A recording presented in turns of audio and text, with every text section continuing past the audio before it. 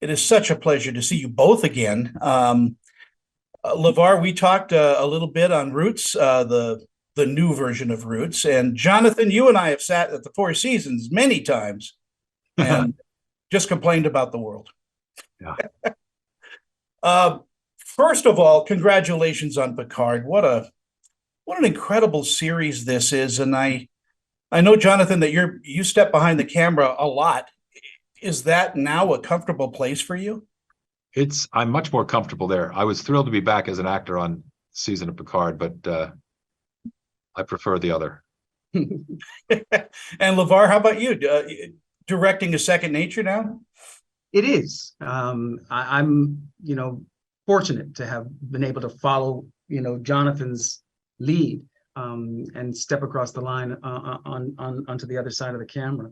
How lucky are we to be able to be storytellers that aren't relegated to a single, modality of storytelling, acting, directing, writing, what a blessing. It is a big. You've also worked with one of my dear friends, Dean Devlin, many times, and Dean's a big Star Trek fan. His mother was in the original. I know. Dean asked me, he said, "You think LaVar would do the show?" I said, "I know he would do the show." "You think he'd play a librarian?" I said, "I don't think that's too much of a stretch. Ask LaVar to be interested in playing a librarian." Yeah. The blessings that come from Star Trek. You have your crew, your cast have given birth to engineers, to scientists, to people who study math, and you've also helped the challenged people to look at themselves in a different way. What a beautiful series this has been for nearly 60 years. It's astounding, isn't it?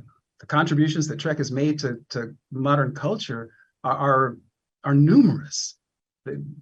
We have a cell phone because of Star Trek. Those indelible images of Kirk flipping open that communicator and calling the ship. Some kid became a scientist, an engineer, a designer of product, and here we are. Everything that is in this realm began as an idea in the imagination of a human being, and Star Trek champions that concept that we are really phenomenal beings when we put our minds to it. Jonathan, how has Riker changed in approaching the Picard series?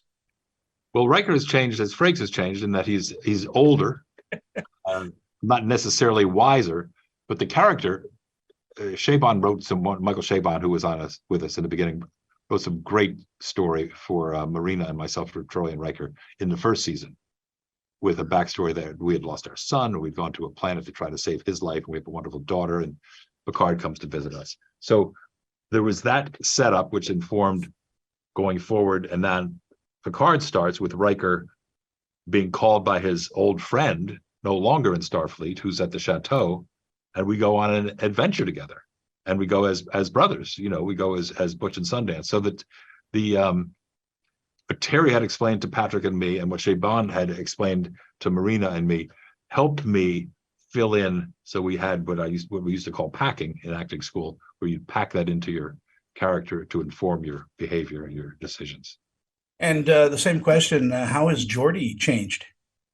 I think the most significant change for Geordi is that when we meet him again, he's a parent, and his role as a father really informs a lot of his motivations in Picard season 3.